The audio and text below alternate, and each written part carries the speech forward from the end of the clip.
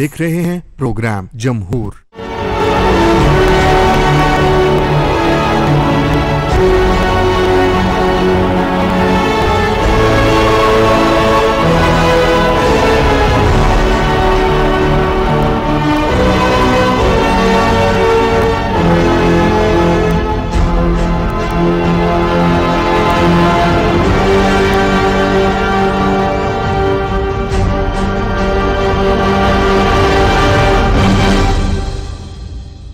अस्सलाम वालेकुम and very good evening. आप देख रहे हैं जमहूर फरीद रईस के साथ, और आज जमहूर के ये स्पेशल एपिसोड इसलिए भी बहुत अहम है कि आज का ये प्रोग्राम, ये शो हम थर कोल फील्ड से कर रहे हैं। बिल्कुल पाकिस्तान में कोयले के सबसे बड़े ज़खायर जो थर में दरियाफ्त हुए, और फिर इस बात को महसूस किया गया कि थर से निकलने वाला कोयला हमारी तवानाई की ज़रूरियात के लिए कितनी अहमियत रख सकता है।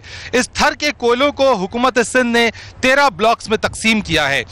बताने का मकसद आज के शो में यह है कि कोयले के ज़रिए जो तवानाई के मंसूबे हैं वो किस तरह से हमारी तवानाई की ज़रूरियात को पूरा करेंगे। और आज यहाँ आने का मकसद भी यही है कि हम खुद आपको यहाँ से वो एक्सक्लूसिव मनाजिर दिखा सकें थर कोल फील्ड के, कि किस तरीके से कोयला यहाँ से निकाला जा रहा है, और फिर वो निकालने के बाद तवानाई के जो पावर प्लांट्स हैं, जो पावर प्लांट्स के ज़रिए जो बिजली नेशनल ग्रिड में शामिल होगी वो किस तरीके से यहाँ से पहुँचेगी, कब तक ये सूबे अपना काम करेंगे, और थर में कितना कोयला मौजूद है। अगर आप मेरे बैकग्राउंड में देख सकें तो इस वक्त हम थर के ब्लॉक 2 में मौजूद हैं, जो कि Sindh Engro coal mining company के पास ये कॉन्ट्रैक्ट है, जो कि एंग्रो कंपनी ने यहाँ पे सिंध हुकूमत के साथ मिलकर थर के ब्लॉक 2 से कोयला निकालने का जो बेड़ा है वो उठाया है। अगर हम तूल अर्ज़ की बात करें थर की, अगर आप मेरे दाएं तरफ देखें तो हद निकाह जहाँ तक नजर जा रही है यहाँ कोयला मौजूद है। हर जगह पर ये मुख्तलिफ ब्लॉक्स बनाए गए हैं। अगर आप मेरे बाएं तरफ देखें, मेरे कैमरामैन दिखाएं, तो यहाँ पे भी इस तूल अर्ज़ के अंदर कोयला मौजूद है। थर तकरीबन अगर हम इसके रकबे की बात करें तो 19,000 किलोमीटर स्क्वायर किलोमीटर का ये रकबा है, जिसमें 9,000 किलोमीटर के ऊपर कोयला फैला हुआ है। इसमें कोयला मौजूद है जिसको निकाला जाएगा यहाँ से, या निकालने की सलाहियत मौजूद है। उसके साथ ये जो Sindh Engro coal mining company है, इसके पास जो ब्लॉक 2 है ये कोई 100 स्क्वायर किलोमीटर अगर हम देखें तो इससे महज 1% बनता है पूरे थरपारकर के जो कोयला है उसका, जो यहां से निकालने का काम इस वक्त मेरे बैकग्राउंड में जारी है। इस जगह से अभी इस वक्त खुदाई हो रही है। खुदाई होने के बाद एक मखसूस गहराई है, वहां तक जाया जाएगा, और उसके बाद से उसमें से कोयला निकालकर बादजा पावर प्लांट की जो तामीर है। हम ये आपको बता दें कि 330 मेगावाट के 2 पावर प्लांट इब्तदाई तौर पे यहां पर अपना काम शुरू करेंगे, और ये आहिस्ता आहिस्ता बढ़ते बढ़ते ये डबल होते चले जाएंगे। अगर ये 660 है तो 1320 हो जाएंगे, और इस मंसूबे का जो आगाज है वो तकरीबन साल के बाद ही, 1 साल के बाद ही 2018 के अंदर जो है वो इसका आगाज हो जाएगा। इस सारी सिचुएशन के अंदर हम यहाँ पे जानने की जरा कोशिश करेंगे। हम बात करेंगे एक्सपर्ट से और पूछेंगे उनसे कि उनका मंसूबा है क्या, किस तरीके से वो इस काम को कर रहे हैं, इसकी रफ्तार क्या है, और हमारे साथ अगर इस तवानाई के मंसूबों के अंदर ये कोयले से जो बिजली पैदा हो रही है, थर से निकलने वाला कोयला किस हद तक सूदमंद साबित हो सकता है। मेरे साथ मौजूद हैं Sindh Engro coal mining company के chief executive officer Shamsuddin Sheikh sahab. अस्सलाम वालेकुम सर। वालेकुम सलाम जी। फर्स्ट ऑफ ऑल सर, आपका बहुत शुक्रिया कि हम आज यहाँ पे आपकी तवज्जुह से मौजूद हैं, यहाँ पर आए हैं, आपने विजिट कराया है। ये जो बैकग्राउंड में हमारी एक्टिविटी चल रही है सारी कोल की एक्सट्रैक्शन के लिए, है क्या मंसूबा? मुझे ज़रा ब्रीफली पहले बताएं कि प्रोजेक्ट है क्या, ये कितनी तवानाई इससे पैदा होगी यहाँ से निकलने वाले कोयले से? शुक्रिया आप तशरीफ़ लाए इधर। ये प्रोजेक्ट जो है ये हमारे पास तकरीबन 1.5 बिलियन टन ऑफ कोल है इस ब्लॉक के अंदर, जो कि तकरीबन 5,000 मेगावाट प्रोड्यूस कर सकता है 50 सालों के लिए। तो ये बहुत ही कोल है, और यहाँ पे हम जो है पाकिस्तान की बहुत रिक्वायरमेंट्स जो हैं वो सिर्फ इसी ब्लॉक से, जो कि सिर्फ 1% ऑफ थर है, उससे हम इस्तेमाल यूज़ करते हुए पूरी कर सकते हैं। इस वक्त जो हमारा फ़ेज़ 1 का प्रोजेक्ट स्टार्ट हुआ है ये अप्रैल 2016 में इसका फाइनेंशियल क्लोज़ हुआ था, और इंशाल्लाह 2019 जून 2019 में इंशाल्लाह हम इसमें माइनिंग कंप्लीट कर लेंगे फ़ेज़ 1 की, जिसके बाद 3.8 मिलियन टन्स ऑफ कोल निकालना शुरू करेंगे। हर साल 3.8 मिलियन निकालेंगे, और इसके साथ ही एंग्रो पावर जेन थर लिमिटेड का पावर प्रोजेक्ट लग रहा है 660 मेगावाट का, और उसका पावर फिर उस वक्त प्रोड्यूस होना शुरू हो जाएगा। तो सर ये जो 660 मेगावाट है यहाँ से निकलने वाले कोयले से जब आप उसको प्रोड्यूस करेंगे एनर्जी में, ये नेशनल ग्रिड में कब शामिल हो गए? ये जी जून 2019 में नेशनल ग्रिड में 3 जून 2019 को रात को 12 बजे हमें ये प्रोजेक्ट कंप्लीट करना है और उसी वक्त नेशनल ग्रिड में बिजली जानी शुरू हो जाएगी। ठीक है, इसकी मजीद एक्सपेंशन कितनी है? आप इनिशियली 330 मेगावाट के 2 पावर प्लांट लग रहे हैं, इसको कितना एक्सपैंड करेंगे? टोटल ये जो चूंकि सी पैक का मंसूबा है, ये कितनी बिजली इससे पैदा होगी और इसका प्रोजेक्टेड टाइम क्या है? जी इंशाल्लाह हमारा इरादा है, अल्लाह ताला ने हेल्प की तो 2023 की एंड तक हम इसको 3300 मेगावाट तक ले जाएंगे, जिसके लिए भी एक्सपेंशन का काम शुरू हो चुका है और उस वक्त जाके ये 3300 मेगावाट हो जाएगी और उस वक्त पावर का रेट जो है वो 5.6 सेंट्स पर किलोवाट आवर होगा, जो कि पाकिस्तान की सबसे सस्ती बिजली होगी। जब इतना बड़ा प्रोजेक्ट है थर के अंदर, लोगों के अंदर यकीनी तौर पे लोगों में कुछ उनके तहफ़्फ़ुज़ात भी होंगे कि जहाँ पे आप माइनिंग कर रहे हैं, यहाँ पे गाँव में लोग हैं, रहने वाले रिहायशी हैं, उनके लिए एक चीज़ होती है कि जब आप कोई प्रोजेक्ट शुरू करते हैं कॉर्पोरेट सोशल रिस्पॉन्सिबिलिटी, उसके लिए क्या स्टेप्स उठाए गए हैं और क्या जो स्टेप्स आप उठा रहे हैं, एनवायरमेंटल इम्पैक्ट असेसमेंट रिपोर्ट है, एनवायरमेंट के हवाले से क्या तमाम मामलात को मद्देनजर रखे गए हैं?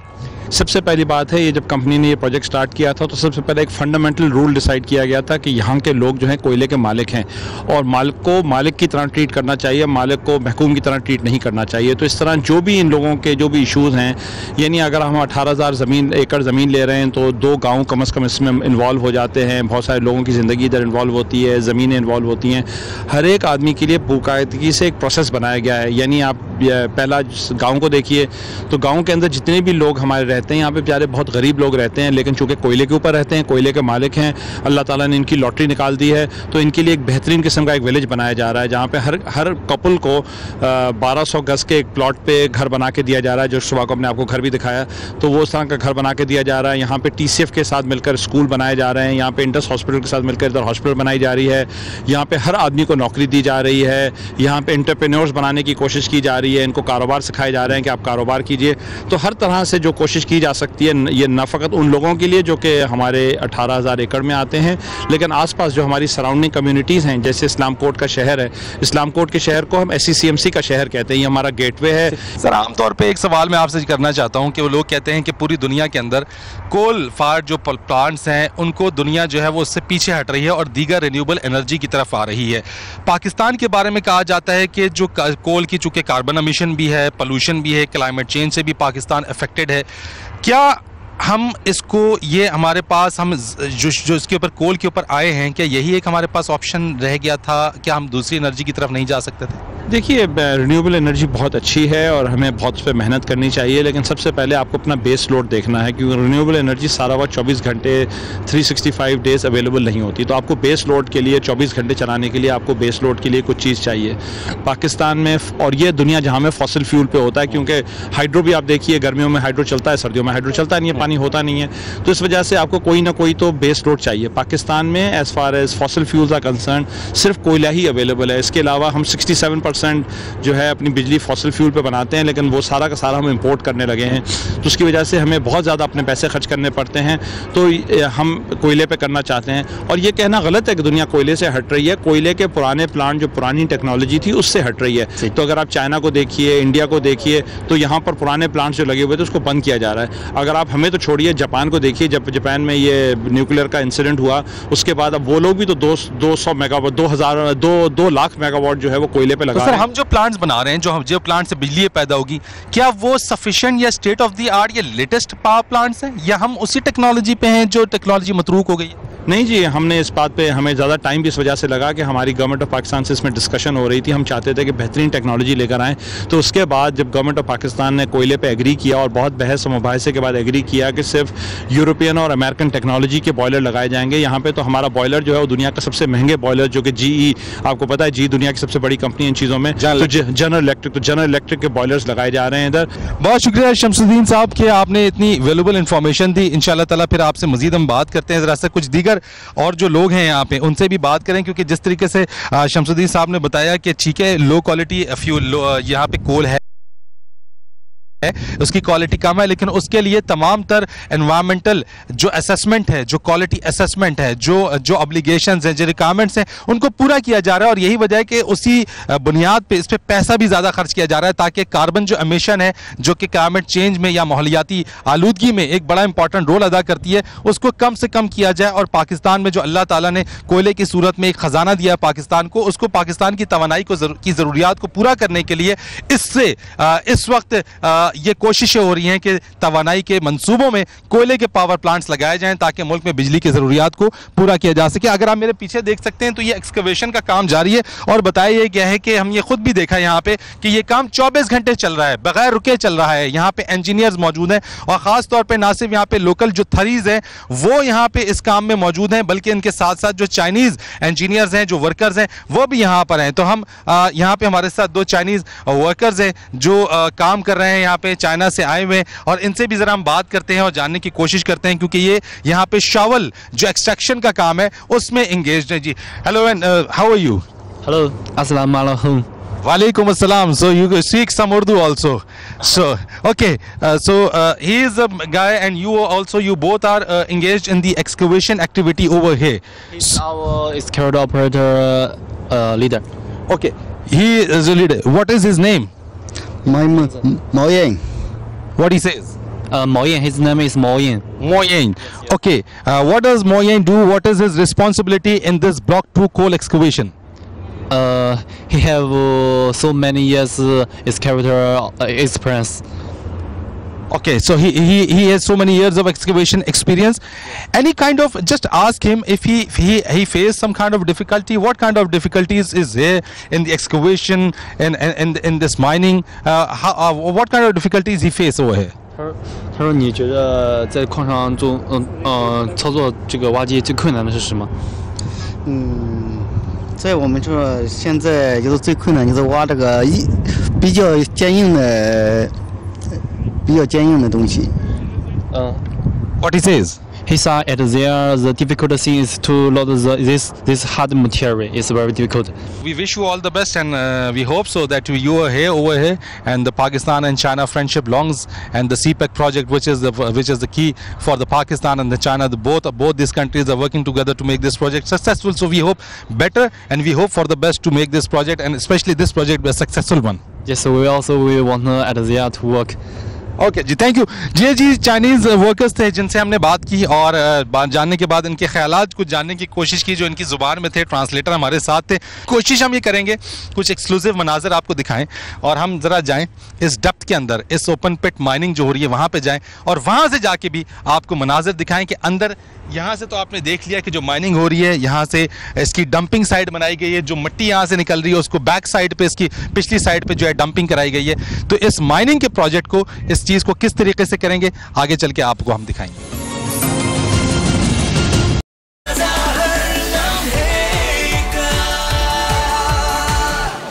जहां बच्चे महाता और चरासी, इसलिए फिनाइल मुजाहिद डेटॉल सर्विस ले आए, जो देता है फिनाइल के मुकाबले में 100% बेहतर सफाई और चरासी का खात्मा। तो किसके हुए 100%?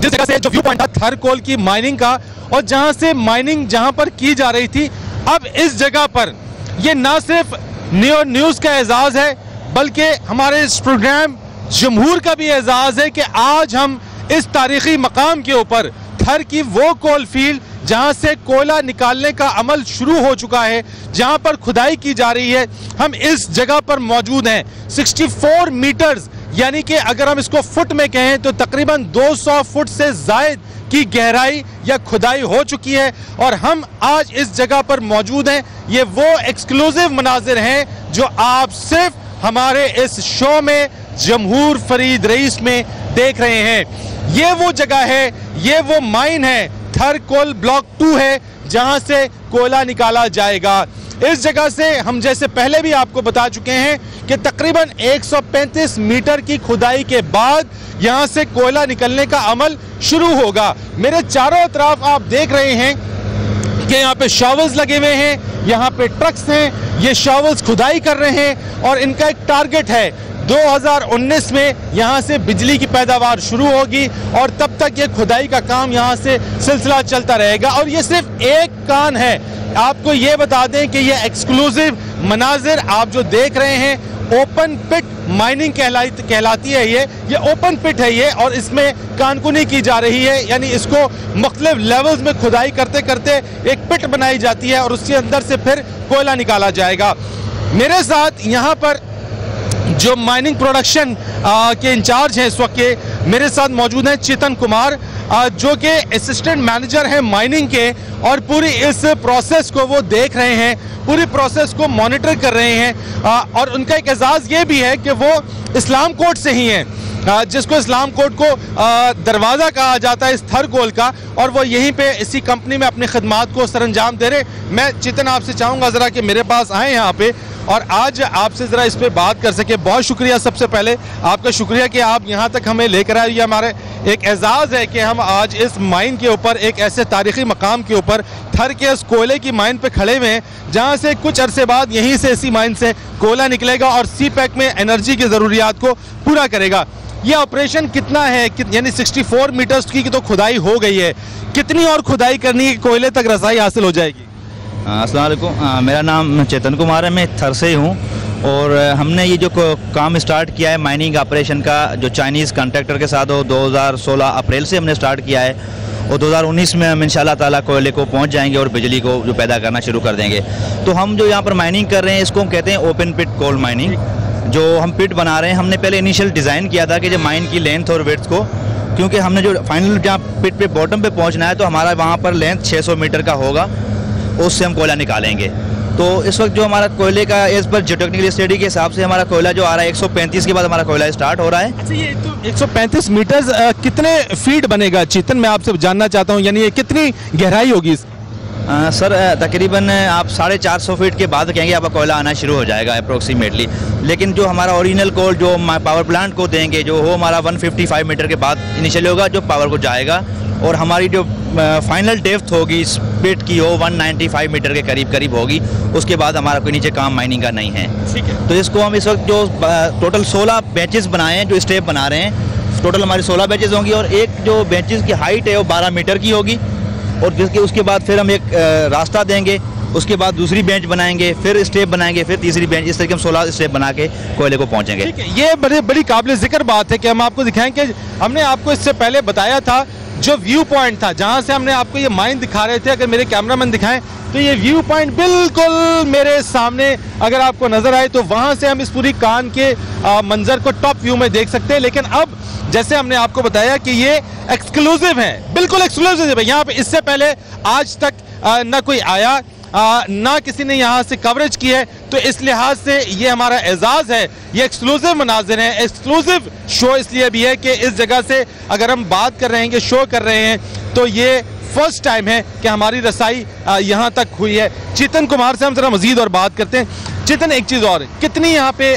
मशीनरी इन्वॉल्व है, कितनी गाड़ियाँ इन्वॉल्व हैं यहाँ पे, और क्या कोई मुश्किलात हैं आपको, किस तरह से करते हैं? क्योंकि कानकुनी जब हम कहते हैं कोयला निकालने की, आमतौर पे कॉन्सेप्ट है कि जी कान बनाई जाती है, सुरंग बनाई जाती है, तो ये तो सुरंग नहीं है, ओपन पिट जैसे आपने पहले बताया कि बीम्स बना रहे हैं आप इसके। देखिए सर, जो हमारे माइनिंग में दो किस्म के इक्विपमेंट यूज़ किए जाते हैं। एक तो होते हैं हमारे माइनिंग ऑपरेशन के इक्विपमेंट, दूसरे होते हैं उसको ऑक्सिलरी सपोर्ट करने के लिए। तो मेरे पास माइनिंग ऑपरेशन में दो चीज़ें आती हैं जो हम कर रहे हैं, वो शॉवल ट्रक मेथड इस्तेमाल कर रहे हैं, जिसके अंदर शॉवल जो डिगिंग करेगा और ट्रक्स के अंदर फिलिंग करेगा। तो हमारे पास ये शॉवल कोमाट्सो जापान कंपनी से आए हुए हैं। ये हमारे पास 18 शॉवल्स हैं, और इसके साथ चाइना टोनली कंपनी के 125 ट्रक हैं जो इस ओवरबर्डन को ट्रांसपोर्ट कर रहे हैं पिट से लेकर डंप तक। और दूसरे इसके सपोर्टिंग में होते हैं जैसे डोजर हो गया, ग्रेडर रोड लेवलिंग के लिए रोलर है, या अभी आपने देखा होगा वाटर स्प्रिंकलर जो डस्ट को कम करने के लिए हमने किया हुआ है, तो वो भी हमारे सपोर्टिंग इक्विपमेंट साथ साथ इनके साथ होते हैं। इसकी जो मिट्टी निकल रही है कहाँ जा रही है, इसको किधर डंप कर रहे हैं इसे?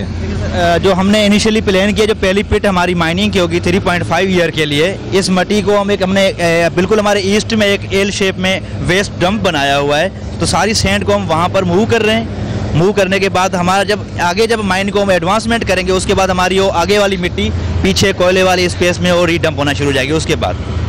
ठीक है। अच्छा, एक चीज़ और, आपने कहा कि ये तो डंपिंग आपकी हो गई, इसके अलावा आपकी ये जो वर्किंग है, जितने ट्रक्स हैं, शावल्स हैं यहाँ पे, मुझे बताएं कि जो मिट्टी है यहाँ पे, हम तो देखते हैं थर में जो सहराई मिट्टी है, किले है, किस तरह की मिट्टी अब निकल रही है और जिस डेप्थ पे हम मौजूद हैं, क्या हार्ड है, डिगिंग मुश्किल है, एफर्ट्स करनी पड़ती हैं इसके लिए, और फिर जब कोयला किस तरह से यहाँ पे मौजूद है, अंदर कोयले की जो सिटिंग है वो कैसे है, किस लेवल पे, किस तरह से, कोयले के ऊपर कुछ है, नीचे कुछ है, क्या है वो जरा अंदर की हमें बताइएगा।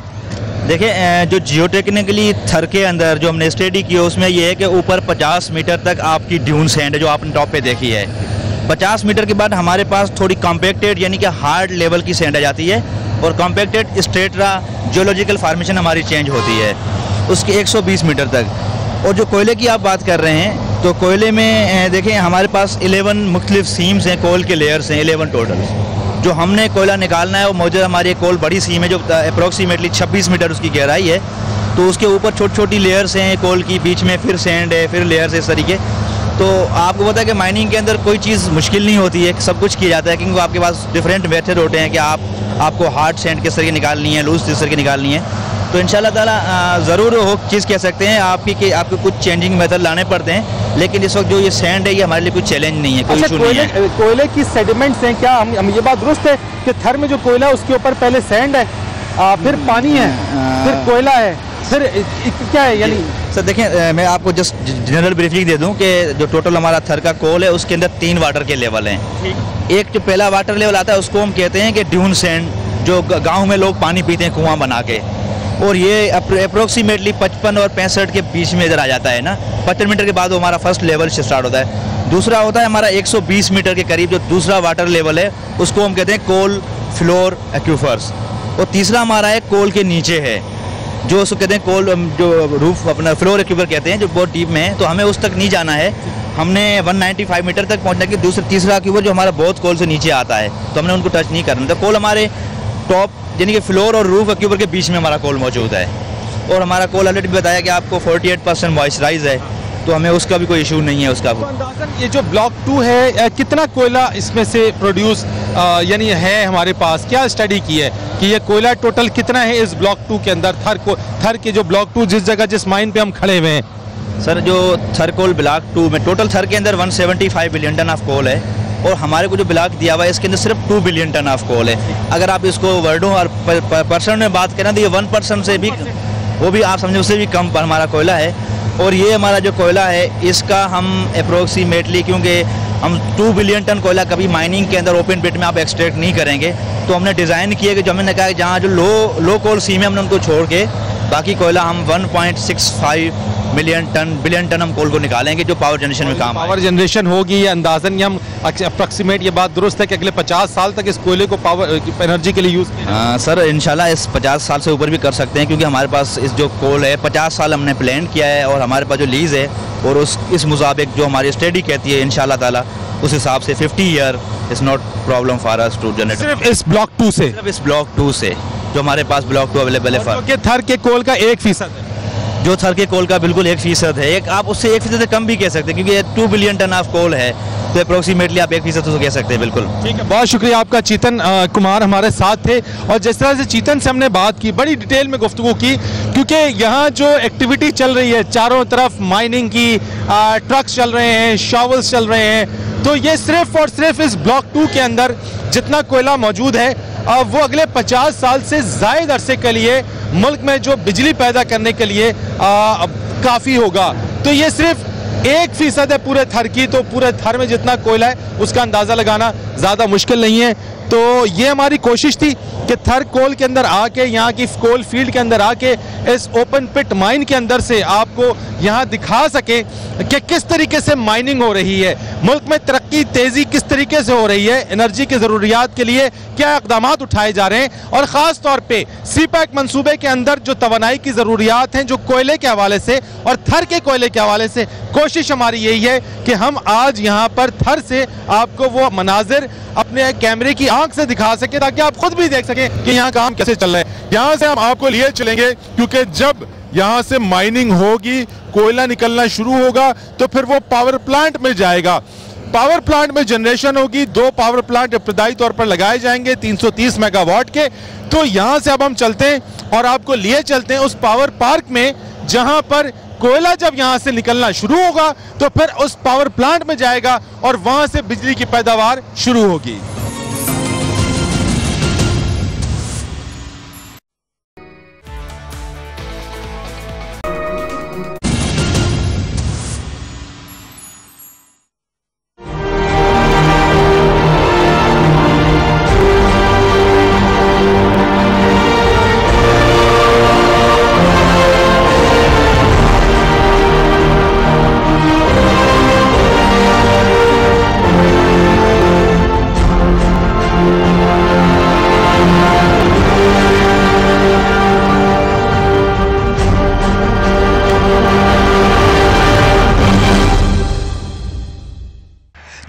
जिस तरह से हमने आपको बताया कि थर में से निकलने वाले कोयले को बिजली पैदा करने के लिए इस्तेमाल किया जाएगा, इससे पहले के जो मनाजिर थे वो हमने आपको दिखाए कि किस तरीके से कोयले को निकालने का मरहला अभी जारी है।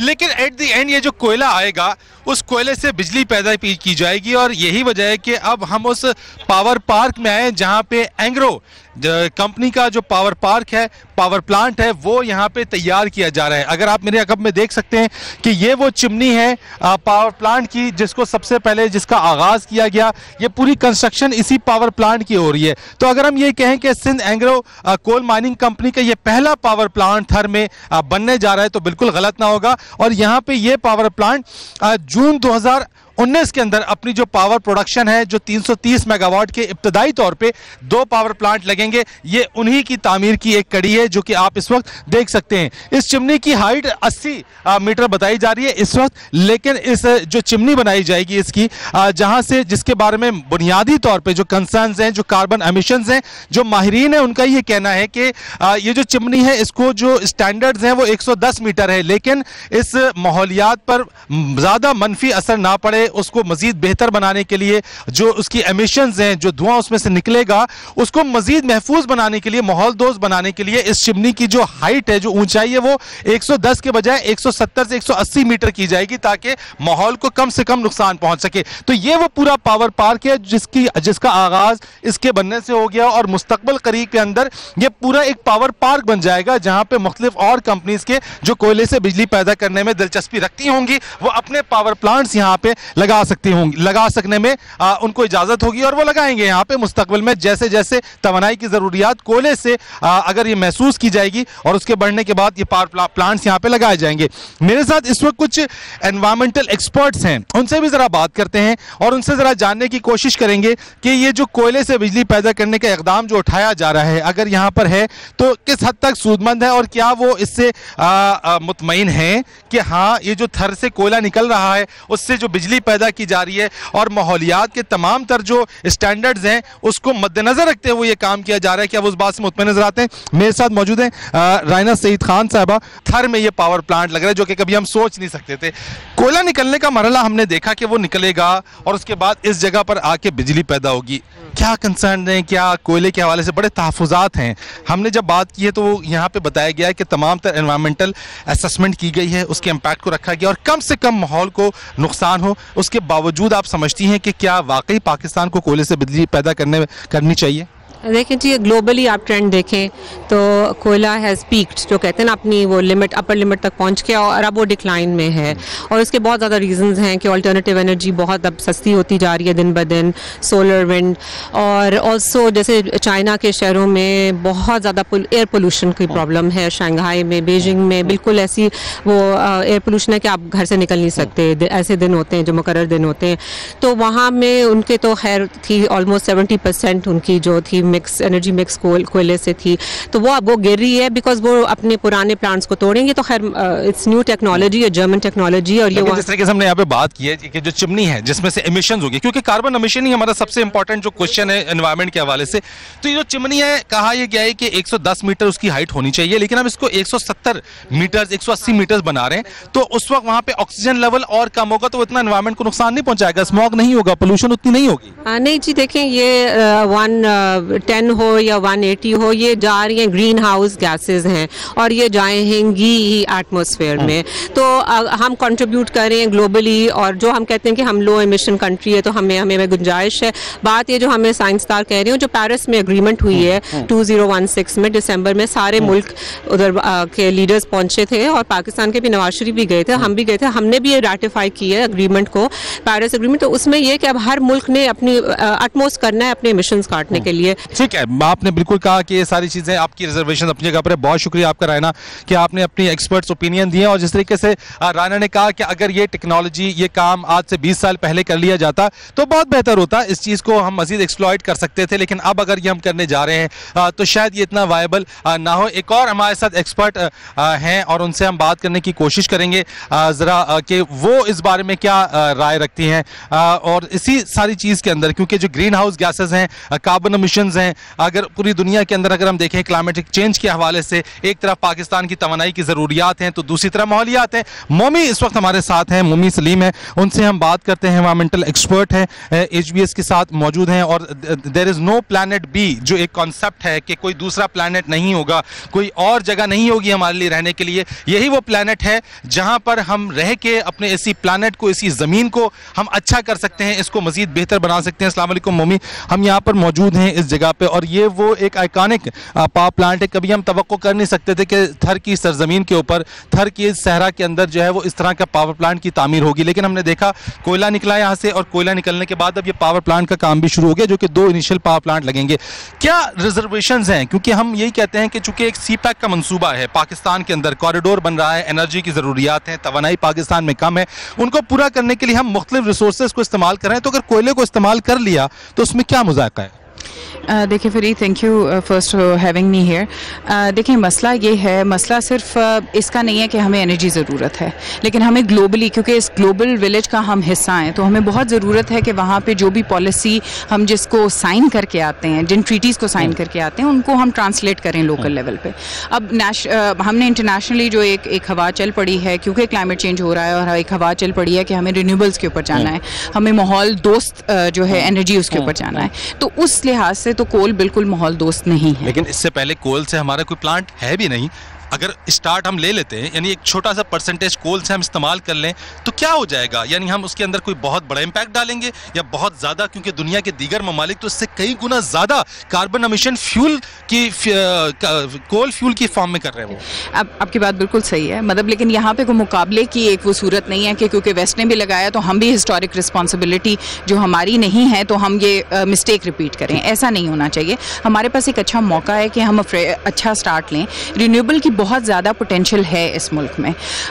बिल्कुल कोल जो है वो हमारे पास ज़ख़ीरे हैं, लेकिन हमें अभी ये देखना है ये पूरा ग्लोब जो है ये जोग्राफिकल बाउंड्रीज पे नहीं है। क्लाइमेट चेंज किसी एक कंट्री का मसला नहीं है, ये एक पूरा ग्लोब है, एक जिसको हम सब ने, क्योंकि हवा कोई एक जगह की एक कॉमन एक गुड है, कॉमन रिसोर्स है, जिसको चाहे वो पाकिस्तान के लोग हैं चाहे अमेरिका के लोग हैं, ये एक ही हवा है जिसको हम पोल्यूट भी कर सकते हैं, जिसको हम प्योरीफाई भी कर सकते हैं। ये जो प्रोजेक्ट है वो चाइना पाकिस्तान इकोनॉमिक कॉरिडोर का प्रोजेक्ट है, उस कॉरिडोर के अंदर ये प्रोजेक्ट आ रहा है। क्या हमारी हुकूमत इस बात से आगाह नहीं है कि क्या हम सिग्नेटरी नहीं है पेरिस एग्रीमेंट में? क्या हमारी गवर्नमेंट नहीं गई है और उसके बावजूद भी ये CPEC का मंसूबा है? तो फिर बात ये होती है कि अगर हम उसमें कार्बन एमिशंस या कोल से बिजली पैदा करने पर एतराज़ करते हैं तो फिर एक सवाल उठता है कि CPEC मंसूबों पर एतराज़ किया जा रहा है।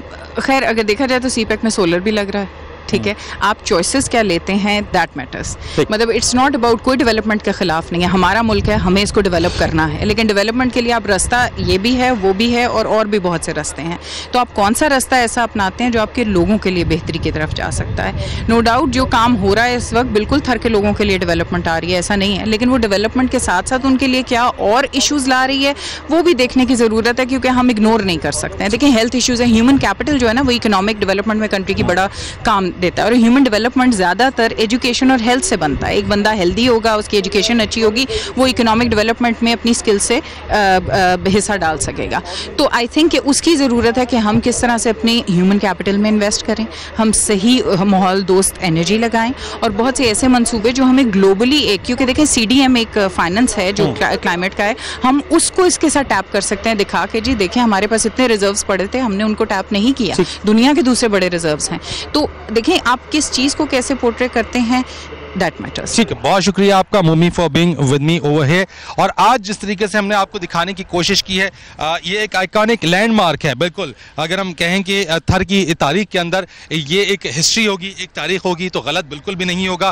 पाकिस्तान चाइना इकोनॉमिक कॉरिडोर एक मंसूबा है, और ये एक पाकिस्तान के लिए गेम चेंजर है, जिसके अंदर तवानाई के मंसूबे हैं, 1 रोड 1 बेल्ट 1 रोड मंसूबा, और जिसके अंदर ना सिर्फ पूरे पाकिस्तान बल्कि खत्ते की तकदीर बदलेगी। और अगर तकदीर खत्ते की बदलेगी तो थर में निकलने वाला जो कोयला है वो थर के लोगों की तकदीर बदलने में बहुत इंपॉर्टेंट किरदार अदा करेगा और कर रहा है। आप आज जिन मनाजिर जो हमने दिखाए, और ये आज थर की कोल विजिट करने का मकसद यही था कि पाकिस्तान में तवानाई की ज़रूरियात में जहाँ दीगर ज़राए इस्तेमाल किए जा रहे हैं, वहीं कोयले के मंसूबों पर भी हुकूमत इस पर काम कर रही है, कंपनीज इसके ऊपर काम कर रही हैं, और उम्मीद हम ये कर सकते हैं कि आइंदा आने वाले दिनों के अंदर जो तवानाई की ज़रूरियात हैं वो पूरी की जाएंगी मुख्तलिफ ज़राए से। लेकिन उसके साथ साथ इस बात को भी याद रखना होगा हमें कि जहाँ तरक्की हम कर रहे हैं, जहाँ हम मनसूबे लगा रहे हैं, जहाँ हम अपने मुल्क को आगे ले जाने की बातें कर रहे हैं, जहां हम तवानाई की जरूरियात को पूरा करने की बातें कर रहे हैं, वहीं उसके साथ साथ हमें यह भी सामने रखना होगा कि ऐसे तवानाई के मंसूबे लगाए जाएं जो कि माहौल दोस्त हो, जिनसे माहौलियात का जो मनफी असर है उन मंसूबों से वो कम से कम हो। क्योंकि पाकिस्तान खुद भी पेरिस एग्रीमेंट हुआ है, उसके अंदर उसका सिग्नेटरी भी है, और बैनुल अक़वामी सतह के ऊपर जितने भी ममालिक इस वक्त जो क्लाइमेट चेंज के ऊपर काम कर रहे हैं, जो क्लाइमेट चेंज और माहौलियात को महफूज बनाने के ऊपर काम कर रहे हैं, उन सब में पाकिस्तान का भी किरदार यकीनन एक बहुत अहम होगा। क्योंकि अगर क्लाइमेट चेंज के अंदर हमने आज काम नहीं किया तो फिर वो तमाम तरक्की, तमाम मंसूबे अपनी जगह पर होंगे, लेकिन अगर ये दुनिया ही मौजूद नहीं रहेगी, अगर यहाँ पे कहत साली होंगी, यहाँ पे बारिशें होंगी, ग्लेशियर्स पिघल जाएंगे, तो फिर ये तमाम तरक्की धरी की धरी रह जाएगी। फरीद रईस को थर से इजाजत दीजिए, अल्लाह हाफिज।